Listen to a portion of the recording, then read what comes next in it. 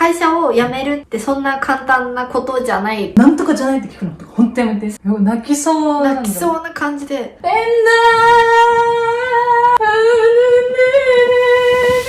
Tonight we're running on the right track. I know we never gonna look back. Oh, I just wanna have a sum up for anything like that. 皆さんこんにちは、ぽっちです。イェイ、ハッピーライフチャンネルです。私たちの出会った頃から今までのストーリーを全部お話ししてるシリーズの第3弾になります。はい、おめでとうございます。今までの第1弾、第2弾の動画は概要欄からチェックしてみてください。どこまで行ったかだよね。1個目が、試験までの出会った馴れ初めだよね。で、次が付き合った当初のことになりました。前回の動画の最後で、ポッチが仕事を辞めるということが出てきました。今はもう2人とも出会った頃の会社にはいないんですよ。だから、辞めることはお気づきかとは思うんですけど、私が最初に辞めます。で、その辞めた理由は、その職場恋愛っていうのが、まずあんまり向いてなかったじゃないですか、私たち。いろいろとストレスが重なってしまったっていうのはかなりあるよね。だから職場恋愛をもうずっと続けてる方っていうのは本当にすごいなって思わない？職場でのことと家でのことっていうのの切り替えができなかった。仕事先での揉め事だったりとかあっても、別に家庭ではないじゃん。仕事が別で、家庭だけだったら家庭だけでいろいろあって、仕事先ではないよっていうのは喧嘩が起きないじゃん。それが両方だから、すごい喧嘩がめちゃくちゃ多くて。それでなんか立場も違かった。上司と部下だったっていうので、同僚と愚痴を言い合うとか、同期となんか相談し合うとかっていうのとも違うというか、仕事面でもあんまり共感もできないことも多かったから、倦怠期と重なってすっごい喧嘩が多くて。今は2人で経営者としてやってるけど、そうやって2人とも同じ立場だから相談もお互いにできあるし、すごいなんか楽っていうか便利っていうか、だからいい関係だなとは思うのね。だけどその当時店長っていうのは責任があって、で上からと下からのこう板挟みみたいな感じで、管理職ってかなりそう面倒くさいし、いろんなストレスが溜まるじゃん。なんか立場が分かんないとか言ったら違うんだけど、でもポッチは割とポッチの言葉によって私はなんか助けてもらってたことはあるっちゃあるんだけど、ポッチって結構なんだろう、新しいことを切り開いていくのが好きじゃん。楽しいじゃん。だけど私って結構あんまり新しいことしたくないの。新しいことってめんどくさいじゃん。環境が変わっちゃったりするのがどうなっちゃうんだろうこの先みたいなっていうか、あんまり勇気が出ないの。だからポッチが仕事を辞めたいって言った時も、どちらかというとポッチが辞めたい側、私は止める側だったじゃん。ポッチがいてくれることによって私もすごい楽だった部分、相談にもなんか乗ってくれたんだよね。多分こうだろうなみたいな、ポッチが言ってくれることによってなんか支えになってた。だから辞めてほしくないっていう気持ちと、でもポッチは同じ職場にいることでやりづらいっていう部分のすごい葛藤。2人で一緒に過ごす時間が長すぎて悪い方向に、最初の方は良かったりとか、この間話したみたいに楽しいわーいみたいなのとか、2人の将来を考えた時に、あ、これではいけないかもしれないみたいな感じがしていくのね。どんどん私ちょっと仕事を辞めた方がいいなって、もう毎日喧嘩してたの、本当に。倦怠期らへんから喧嘩っていうものを始まって、私がアドバイスというか意見を言っちゃう時とかも結構あったりとかして、あの時はこうした方が良かったんじゃないとかを言っちゃう部分とかもあったから、なんかそれも良くないと思ったし、あと一人の時間がすごい必要だったの。人とずっと一緒にいるのがもともと好きじゃなかったから、もう出勤時間も全部一緒、仕事終わっても一緒、休みの日も一緒っていうのよりも、付き合う前の LINE のやり取りとか、そういうのが懐かしいなとか、なんかそういうのも思った覚えがある。帰り道電話とかしたいなとか。ポッチがよく言ってたのが、仕事先で私に対して敬語を使わなきゃいけない、それもめんどくさいしみたいなことを言って、多分それはそういうことにしといたみたいな感じなのかなって思ったんだけど、多分ポッチの中でもいっぱいいっぱい限界がかなりいろんな部分で来てたけど、それを敬語使うのがめんどくさいからみたいなことに、私だってそれ聞いた時だけって思ったもん。そんだけで嘘つくのがもともと下手っぴじゃん。敬語を店長に使ってるのを見せるっていうのもなんか嘘をついてる感じがしてるっていう。休みの日に会ったことも言っちゃいけないしとか、嘘をつくっていうのも多分ストレスだったの、かなり。あー、なるほどね。一番は多分敬語を使うっていうところで間違えちゃうじゃん。裏いただけなんとかじゃないって聞くのとか本当やめて。そう、敬語使ってもらっていいみたいな。切り替えを自分の中で下手っぴだったからタメ口を使っちゃったり間違えちゃったみたいなのとかも全部ストレスっていうか。私の方が楽だよね。普段ポッチに接する態度と仕事での態度って変えなくていいじゃん。だけどポッチが全部変えなきゃいけないし、全部してちゃダメだし、ストレスになって限界を迎えてたということだよね。でもなんかそんなに暗い感じってよりは、この間言ったこともミックスされてて、楽しいのもミックスされてて、でも結果とかも増えてるのは一緒にいるせいだよなとか、こういいのかな悪いのかなの瀬戸際ではあったけど、知らなかったっていうか、今聞いたのが初めてかもぐらい、だからそんなに深く考え、単純に仕事が嫌なのかなみたいな。結構ポッチいろんなことをしたい人じゃん。だからなんかもっと自分で切り開いていきたいみたいな、ちょっと自分で見切りをつけてこれ違うなみたいな、なんかもうちょっとやってみればみたいな、なんかそういうだから店長的な目線でも言っちゃうわけよ。見てるわけよ。でもそれは絶対違うよみたいなことじゃん。あなたと一緒に仕事もしない方が私たちの人生うまくいくんじゃないかっていうこと、その考えが大きいわけでしょ。だからなんかそれを勘違いしてるからこそなんか押し付けちゃう。なんか違う意見とか違うアドバイスをたくさんして、そういうんじゃねえようるせえよみたいな感じのことが多分思われてたんだろうなってなんか思った。全然違う。未だにそっちメインってなんかちょっと思ったぐらいの。喧嘩をたくさんしてる時にその決断をしたから、もうその決断を言うのも喧嘩だったよね。今大体喧嘩。2人の将来のことを考えると、福利厚生の部分でもこの間ちらっと言ったけど、私は子供が欲しいと思ってたから、子供ができた時にその時のうちの会社っていうのはかなり産休育休とか取るのも結構大変というか、そういうイメージの会社だったの。女同士っていうのはもちろん多分理解されないし、未婚の母っていうことも多分理解されない2人ともがその理解のない会社にいるっていうのが、私は結構そこでもその会社に対しては不満というか、この会社で長く続けていったら未知との付き合いは難しいだろうなっていうのが、それは分かってたじゃん。分かってたけど、未知はその立場的にも仕事を辞めるっていう決断をしないだろうなっていう感じだったから、本当は一緒に辞めようって言っちゃいたかった部分もあったんだけど、私が先に辞めて切り開いてから辞めてもらおうって結構古風な会社だったから、考え方がそれも結構強いかもしれない。今思うと辞めて結果オーライなわけよ。結果オーライだったがゆえに、あんまり辞めたことについて深く考えてなかったから、あの時なんで辞めたんだろうみたいなのを今本当に聞いた気がする。結果悪い方向に進んだらさ、なんでやったらどうだって考えるじゃん。全然考えてなかったから、すごい素晴らしいいい選択みたいなぐらいだったから、なんか葛藤があるのは分かってたけど、なんかそんなに深く考えてなかった。会社の理解がないとこれからの生活難しいだろうな。この会社じゃ無理なんだ。会社辞めないと無理だ。みもこの会社辞めてもらわないとかって。でもそれをすぐに辞めてほしいって言っても将来がとかってあるわけじゃん。だから自分の中での考えもちょっと曖昧だったから、とりあえず私が辞めるっていうのを伝えて辞めることは成功した精一杯。精一杯。今結果オーライだけどさ、未知に仕事辞めてって言って何かこうできるかっていう自信がなかったから、なんか真剣な話めっちゃしちゃってない？こんなはずだった。こんなはずじゃなかったんだよね。会社の体制っていうのも結構重要だなって、同性カップルの職場恋愛じゃなくてもそのどっちかだけが勤めてる会社っていうのでも、仕事って毎日行くじゃん。職場の理解とともにやっていかなきゃいけないじゃん、人生が。多様性がある会社とない会社で本当に違うなって思う。だから今パートナーシップが受け入れてもらえる会社っていうのがすごい増えてきてる。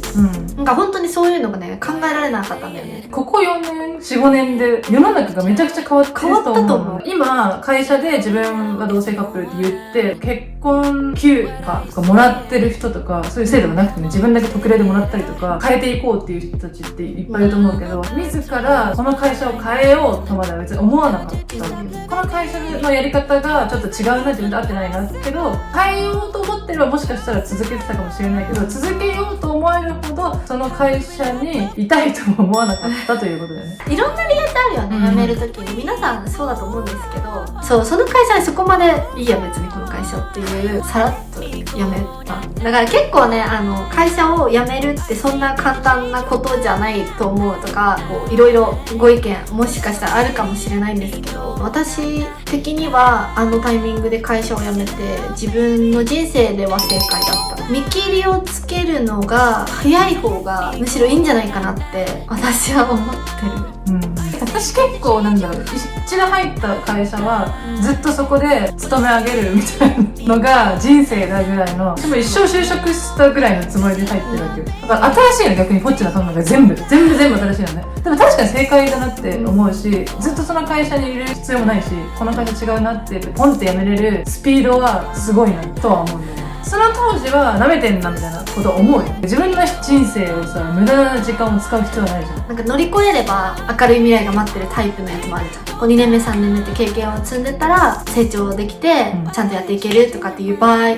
のやめたい。だからそれは頑張って続けた方がいいと思うけど、自分の将来考えた時にこの会社にいても未来がないなとか、自分で他にやりたいことが見つかったりとかした時にちょっと職場の人に気遣ってやめたいって言えないみたいなのってめっちゃあるじゃん。私がすごいしっくりきたのが、今気を使ってる相手が自分の人生の何の責任も取ってくれる人ではないよね。自分の人生なんだから自分で選択していいっていう風に思った。意味わかんない話だと思うんだけど、わかるよね。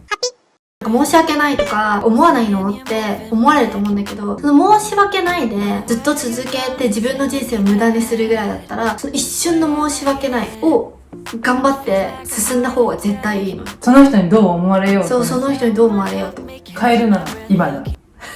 でーん、でででん。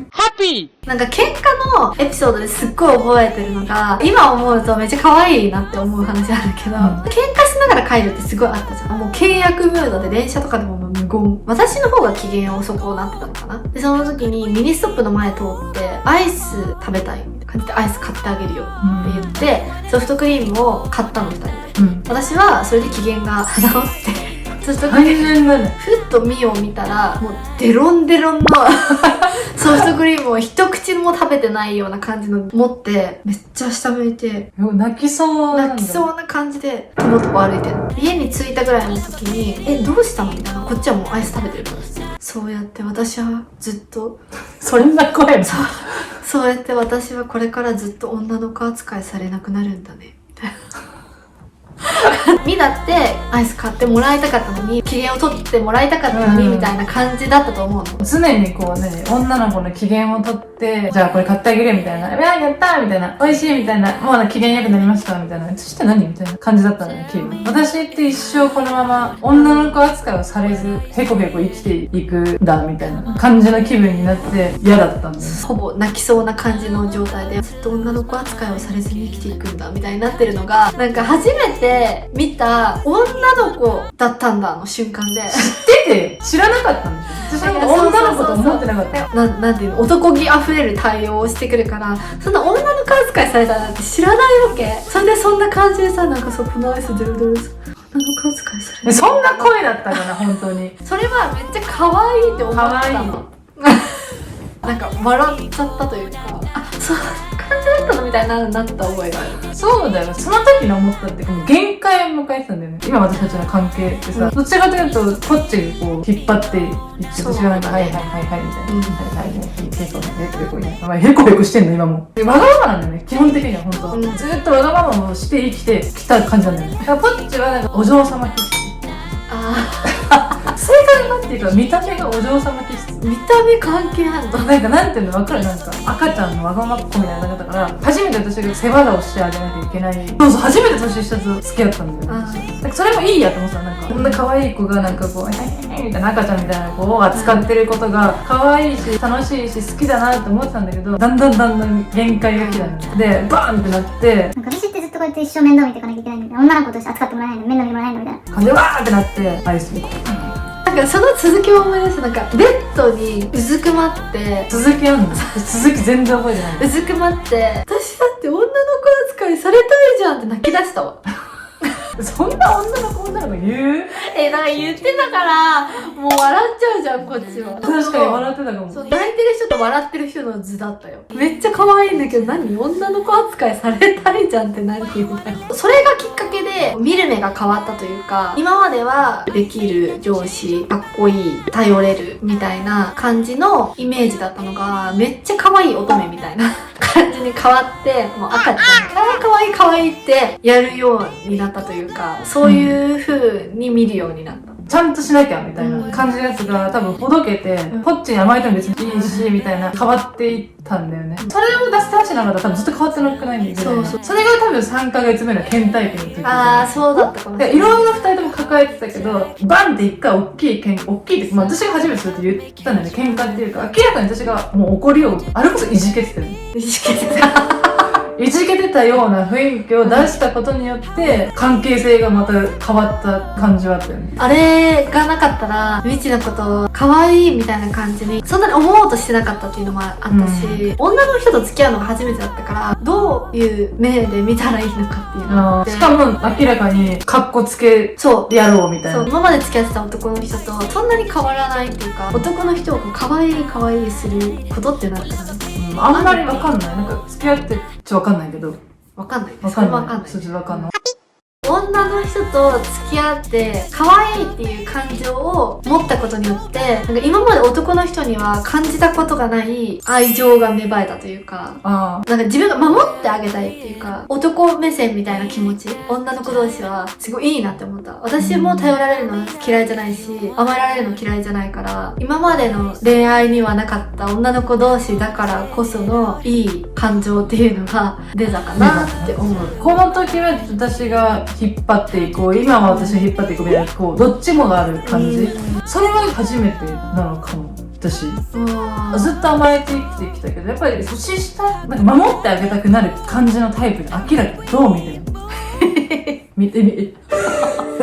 の見見た目とかはさ、見た目とかそうそう、性格を守ってあげたい時もあるわけ。守ってあげようっていう。私は結構守らなきゃなって思ってるんですよ多分ね、この見た目的に道が私を守って生きてるっていう風にお思いですよね。いや多分そんな思ってないと思う。こっちのは明らかにしっかりしてるし、根は逆にしっかりしてないのかな。その上がしっかりしてる。お互いだよね。本当だからいい関係性です。よく聞かれるじゃん。喧嘩しないんですか？喧嘩してるところが想像できないとかさ。言われる。あとなんか別れようと思ったことありますか？みたいな。別れ話みたいなことはめちゃくちゃ知ってるわけよ。倦怠期の時とか。そう。これ2人ともよく覚えてるんだよね。私が覚えてる範囲でいくね。理由は、なんか私、これは完全に私が最低なんだけど、ポッチの前に付き合ってた元カノね、飲みに行きましょうみたいなことを言われるわけよ。で、ポッチなんか行ってくるわみたいなことを、飲んでたんだよね。そう、飲んでる最中で、焼肉食べてる最中。2人で。その時にそういう連絡が来て、行こうかなみたいな感じで言ったポッチが、やだみたいな。なんでみたいな。言っちゃいけない意味がわかんなくて、普通別れよって感じなんだけど、すっごいバーって引いた喧嘩が始まるんだけど、ポッチよりいろんな思い出とかあるからみたいなことを、最低なことを言ったりして、そうじゃそうだよね。元カノさんとの思い出の方がたくさんあるだろうし、あんたよりも大事だからみたいなで言われたらもう身を引くしかないから最低なんだけど、分かる人いないから分かんないのかな。分かんないんだよね。なんでじゃあなんかあったの今。なんかいたの。なんでこう別れ慌ててるよくないみたいな。なんて分かんなかったの。その時本当に永遠に束縛をされてる時期が昔あったせいで、ちょっとでもなんか自分が必要とした行動にダメだよっていうストップをかけられると、なんかなんでってなっちゃうから過呼吸になる。もう無理来たみたいな感じの気分で、なんかこっちが傷つくだろうとかそんな考えなくて結構なるタイプ。じゃあ別れようみたいな、さよならもう終わりって言って、こう涙のもうお別れみたいな感じでそこの焼肉屋さんを出て、なぜか私は駅に向かう方向で、この方はトンネルみたいなのがある。そう、どこ行っちゃったのって、蒲田の駅の方向に向かえばいいのに、私を駅の方向に向かうところに残して、ちっちゃい変なトンネルみたいなやつがあるんだよ。そこら辺のところに私は向かっていって、逆方向に。なんかもうむしゃくしゃしてる。なんかあなたとはもう終わりですよを表すために多分逆方向に進みたかったんだよ。逆方向に進みたかった。はい、さようならみたいな。泣きながらバイバイをしたんですよ。それで私はその場で動けなくて、そこでシュンってなってて、もう道がタッタッタッタってカツカツってヒールで、暗いから街灯がポンってちょっとあるぐらいで、あんま見えないかったんだけど、その後またカツカツヒールの音がしてきたからパッて見たらめっちゃドヤスマイルみたいなそうなの？帰ってきてなわけないだろみたいな、いや、そんなこと言う抱きしめに現れたんですよ。その時は別れないんだっていうほっとした感じで感動的な本当ドラマのワンシーンみたいな感じになったんですけど、今考えるとあれは何だったんだろう全然ね、私の記憶言っていい？そこからの橋のところでポッチがこうやって感じでなんか橋の端っこら辺で川を見てたのかな、なんかこうやって黄昏れてる感じに駅の方に行かずに、で私はタッタッタッタって言ってどっかに行っちゃうんだけど、その後でもやっぱり別れたくないと思ってこうタッタッタッタって歩いてて別れたくないみたいな感じで戻ってこう走り出すわけよ。走ってそしたら走ってたかも。どっか行っちゃうかもしれないじゃん、間に合わないかもしれないと思ってバッて言って、そしたらポッチが橋の端っこにいるみたいな、橋の端っこって端っこねまだいるみたいな、ポッチーそしたら叫ぶみたいな。でポッチがなんかこう振り返ってえおめえみたいになってペンナーやっていやーみたいなイメージある。ちょっと違った駅側を向いてて、であなたこっち側に去っていくじゃん、でそれでカカカカってヒールの音がしたからパッて振り返ったんだけど、街灯が暗くて一見誰か分かんない。怖っ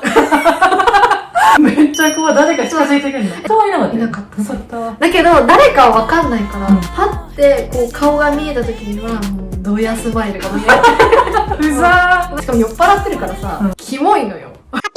じゃあもう別れは終わりってなって、本当にムカついてるけど別れたくないの方が異常に勝つんだよね、毎回。だから大体毎回なんかね、嘘だよみたいな感じにさなんない？ポッチはポッチで多分別れたくないの方が勝ってるんだけど、私の方が急がなきゃみたいな感じの気分になることが多いっていう。一回どこ行ったの？じゃ怒ってるから本当に。だから一回こう離れたことによってちょっと落ち着いたんですよ、感情が静まった。その時は私ももうすごい泣いてるし、お酒飲んで酔っ払ってるし、この人がどの方向に何しに行ったのかとかそんなに考えてなかったけど、よくよく考えるとあの方向には何しに行こうと思ったんだろうとかいなくなってから出てくるまでの数分間何をしてたんだろうとか何もしてません。別れ話はしたこと1回ではなかったよねっていう感じ。実際その別れる気がない別れ話ってよくあるじゃないですか。もう無理だね、もう別れようみたいな感じで言って、その別れようの話どこ行ったんだよぐらいの感じで次の日ぐらいにもねえねえ今日何食べるみたいな、確かに確かに。そういうのはさめっちゃ良くなかった、別れようが口癖じゃないけど実家帰るんですよ、もう帰るからね、遠いのに。そんなすぐ帰れる距離でもないのにそう実家さ帰ることもあったよね。1回だけだよね。私はねポッチ何回もあるよ。だって近いからそう近いからすぐ帰れるの。ちょっとなんかあったらすぐ帰る。ゆっくりして帰ってくる。もう何日間もとかじゃないよね。喧嘩の終わり方っていうのは多分カップルそれぞれだと思うけど、割と性格的に引きずらないんだよね。何日もとかはないじゃん。一回寝ちゃったりとか、一回離れて過ごしたりとかすると割と仲直りするタイプだったね。本当に別れようって思ったことはないもんね。本当に大きいどんなに喧嘩しても別れないんだろうなっていう自信だけはあったから。こっちは絶対私から離れていくことは、ありえない。どんな自信？ありえないなっていう自信があったから、またなんかトンネルが出てくる人思い出しちゃってずっと笑いが止まらないんだけどもう一回見たい、あれもう一回見たいよあれはなんか運命だった。運命だったからあれがあったからそれもそれで絆が深まった部分はあったんだけど、だから人の気持ちを考えようとかっていうことがなんかそこで結構学んだ部分だよね。あ、嫌なんだ。じゃあ私が元彼さんとご飯行ってくるねって言ったらどうとか嫌なの。あ、嫌だわって思うから、あ、そういうことみたいな。これ何の話？だから私がが仕事を辞める話ですね。あ、なるほど。ずーっと一緒にいることのストレスとか、とりあえず今の状況を変えたいとか、もういろいろあった上で私は仕事を辞めるっていう決断をするんですけど、なんか辞める時も大変だったわけじゃん。結構辞めちゃダメだよっていう会社だったから、辞めることが本当に大変なわけよ。辞めますって言って絶対に引き止めなきゃいけないのが前提の。ポッチが辞めることによって何なのあのの子みたいな、あんなに早く辞めてとかって言われたりするわけじゃん。でその言われることも嫌なわけ。だから続けることによって、あの子続けてくれる、いい子ねって言われるわけ。それもあって引き止めたいみたいなこともあったので、こっちすっごい堅くなで、誰にどう思われようが、じゃあ続けるよねとかって言われても、いや、やめます。やっぱすっごい伸ばそうとするじゃん。なんかせめてじゃあ、何月までとか言っても、じゃあ3月まで続けてみようとか、いや、12月でみたいな。すごい堅くなだったから、なんかそれは、まあ、さっきの話を聞けば納得っていうか、私が引き伸ばそうと続けさせようって頑張ってたことは、まあ自分のエゴでもあるっていうか。みちは自分の目の届くところにいてほしいってすごい言うてる。でその時に私もめっちゃ同じだったなってすごい覚えてるのが、私が辞めることでいろんな上司の方と面談をさせられるんだけど、なんか店長さんからいじめられたのとか、店長さんの扱いが悪かったんじゃないのみたいな、その店舗の誰かが辞めるイコール店長の責任みたいな感じの雰囲気になる。私が辞めることでミのイメージが落ちちゃうのが嫌だったから、本当に店長さんはすごいいい人だそみたいな。れやばかったよね。店長さんもすっごいいい人で、本当に仕事もできて素晴らしいみたいなことを永遠にいろんな上司に言い続けて、店長さんが本当に大好きで、もう本当にすごい人柄も良くてって言い終わった後に、じゃあその大好きな店長のために続けるよねみたいな、あ、それはやめます